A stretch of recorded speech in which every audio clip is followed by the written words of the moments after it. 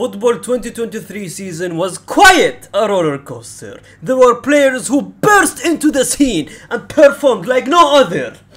And then you have players who did absolutely nothing. 11 spots, 11 players. I mean, I could end this video right now. I mean, who would argue with this? I think everyone would agree that this probably is the worst team of the season. Let's be. But jokes aside, let's begin. In at goalkeeper position, looking at every goalkeeper around the world, the person I would probably choose is between either Mendy, but I don't know if Mendy played. Was it Mendy or Kepa? I do not know. Or this person right here, which I'm going to be choosing. Ladies and gentlemen, we cannot say worst without starting with a Tottenham Spurs player. Hugo Loris. And you know what? You're not convinced? Alright, let's look at some clips. The video itself says right here, relax and enjoy. Let's just relax and enjoy. So first we have this one. This was this season. And we have another mistake. Bro thinks he's Neuer or something. I do not know. I do not know. Do you think you're Neuer? Okay, that's a... No, that was terrible. I cannot even support that. And you have this one right here. Oh my god. I mean, look. I know you would probably argue, David De Gea does this as well, but David De Gea won the Golden Glove, so I cannot put David De Gea in here. Centre back. This one is pretty controversial because this centre back right here was promised to be the next Vidic, promised to be the next Rio Ferdinand of the Premier League. No. You think I'm done? They said this guy would be the next Sergio Ramos. Ladies and gentlemen, Liverpool's finest, Virgil Van Dijk. And yet again, how about we take a look at some of the clips? If there would be one memorable moment of this season for Virgil Van Dijk, which is not many to be honest, I mean... Oh my god!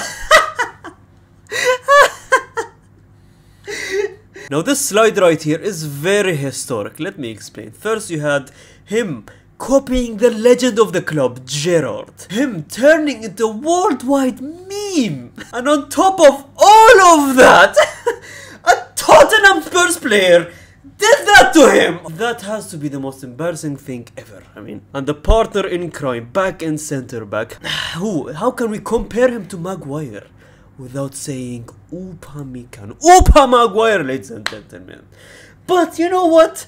Respect to the guy. He had a fantastic World Cup run. I mean, taking your team to the World Cup final, you know. I would say Mbappe did that mostly. One of the reasons that Argentina, Messi, is lifting that World Cup. One of the reasons that Manchester City lifted that treble. Upamecano being compared to Maguire at the age of, I don't know what, 24 I would believe. And look at this.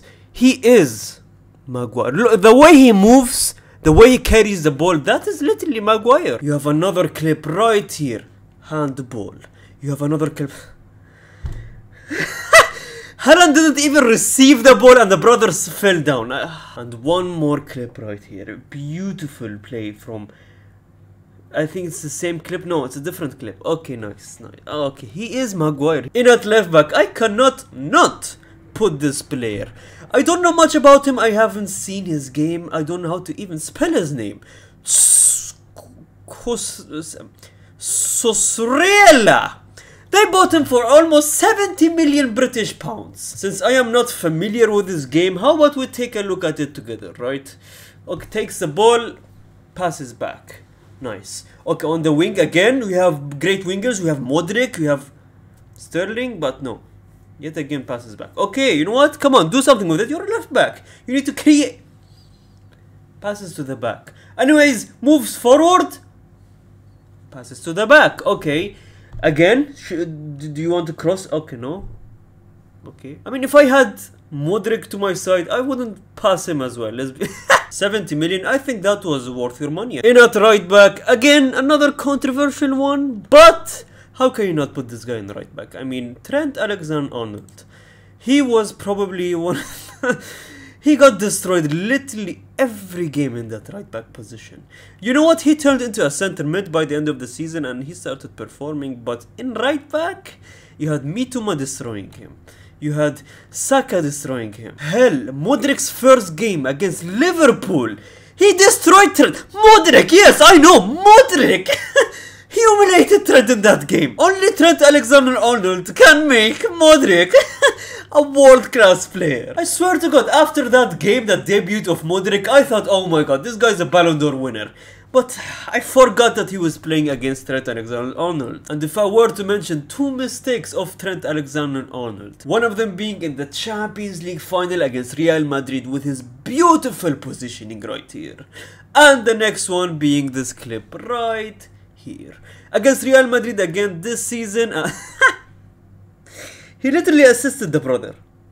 Like, where was he intending to pass? I have watched this video probably 15 different times. I was like, who was he trying to pass? Like, I don't understand. That is it for the defense. What do you guys think? Is that a good defense? I think that's the worst defense from this season. At the center mid role, there's no other than Paul Pogba. You know what? I will stop talking. I can go on with this guy in this season, right? But I will just show you his highlights of the entire season. Ladies and gentlemen, Paul Pogba's entire highlights for Juventus FC. Coming on from the bench after his injury, ladies and gentlemen. Coming back to his hometown where he developed, where he grew up, where he became an absolute superstar. Let's take a look at it. Come on. Okay, it's longer than expected. And yeah, come on. He came to Juventus to finally be home. Yeah, home, back to the hospital maybe. He came in, gets injured for like 6 more months, came back again and gets injured again. And don't get me wrong, Paul Pogba is unreal. He was unreal at Manchester United as well. But his biggest problem, he was at Manchester United.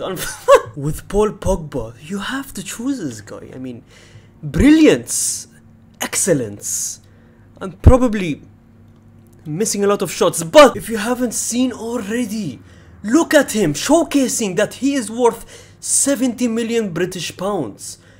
When he joins Arsenal, Arsenal just made a brilliant deal. I mean, first they go and buy Jorginho from Chelsea, right? Nothing happened. And then they make the same mistake, signing another Chelsea player, which is Kai Havertz. And look at it, professional footballer, right? Getting paid what, like $1 million a month? Oh, what million? 10 million a month, probably? I cannot even stay sarcastic. What is this, man? I've probably watched this guy for like 4 years now, and I still don't know what position he would be good at. Like, is he good at center mid? Is he good at a central attacking midfielder? Is he good at striker? I don't know. What's the use of you, man? In at left mid position, yet another Chelsea player. Modric! Promised to be the future Ballon d'Or winner? Probably, if you take a look at his debut where he played Trent Alexander-Arnold. 120 million British pounds. 120 million British pounds used to get you two Zainuddin Zidans. It used to get you Cristiano Ronaldo, prime Cristiano Ronaldo. Why should I talk when I could just show you all Modric's goals for Chelsea this season? All of them. We might stay here for... That is it! He has scored 0 goals this season. 0. I don't think this guy belongs in Chelsea. This guy should have went to Tottenham Spurs. They love the number 0 there. A lot of people to this day are saying that Modric was a political buy because he's Ukrainian and everything. And it's starting to make sense, you know. Because no one knew who Modric was before joining Chelsea. Or before Chelsea was interested. And they go. No one was even interested in him. No club. I don't know what bidding war they were against. Which team were they bidding against? I do not understand. Chelsea just came in out of nowhere. 120 million. It was so shocking. I mean, he had one good game against Real Madrid, I understand, but it's just a good game, man. In a right mid position, I'm a Manchester United fan myself, but how can you not put this guy? Again, probably 120 million as well. Not a political move. Anthony Dos Santos. And Anthony Dos Santos, he started off so well. I mean, he was scoring every single game for like 3 games. But if you aren't familiar with Anthony's game, this is a Europa League, right?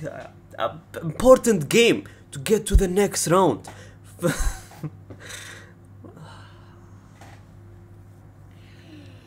He should have, you know what? He should have gotten a red card for that. If this was against, I don't know, Southampton or West Ham's or these irrelevant teams, what do you have also? Like Liverpool. Okay, acceptable. And seeing Anthony's game, man, he just takes the ball, cuts in, nothing happens, and just passes back.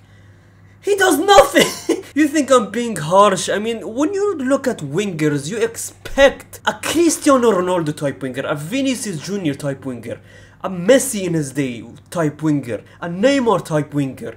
These players, man, they just are not it. They don't provide nothing. The two striker positions left, and how can I not put this guy? I can put this guy in the center back if I wanted. Lukaku. You know what?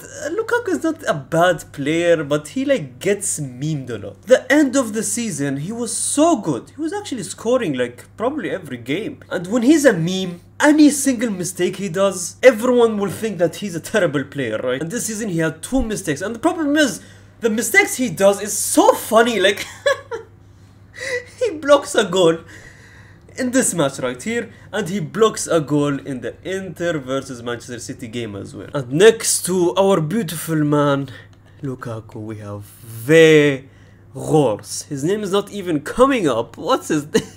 There it is right there. The player that came from loan to Manchester United because we desperately needed a replacement for Cristiano Ronaldo.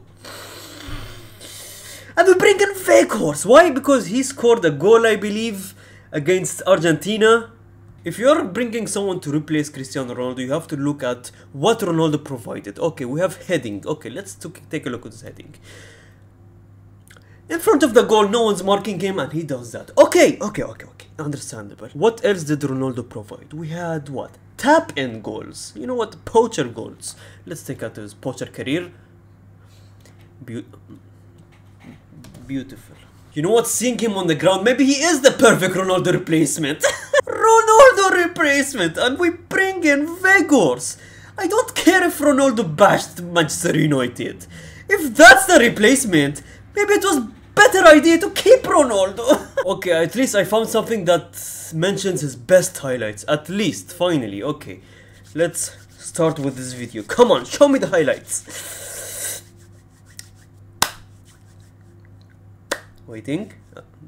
The video. And the team is not complete without the manager, the brain behind all of this. Not this guy. I think if I chose this guy, right, he would have done a pretty better job than this guy. Let's be honest. Frank Lampard. He came in, right, to balance the team. I don't think they smelled the win when he came in. And if I were to put an honorable mention for this season, one player that stood out to me was Richarlison. He made everyone believe that he is R9 in the World Cup. He scored 1 goal and R9. Everyone's thinking R9. Wow, Tottenham Spurs. What a player they have bought, right? Ladies and gentlemen, he scored 4 goals this season. And all 4 of them, this happened right here, right? Okay, he scores. He takes his shirt off. All 4 goals. I'm not even joking. Gets a yellow card. All 4 goals. All of them. Gets ruled out. Offside. Beautiful. But that is the full team. What do you guys think? Do you have any honorable mentions do you want to, or you want to replace someone from the starting lineup? Thank you guys for watching. Do you want me to make another team? And shout out to Delsad and Salman. Thank you guys for watching, and gracias amigos.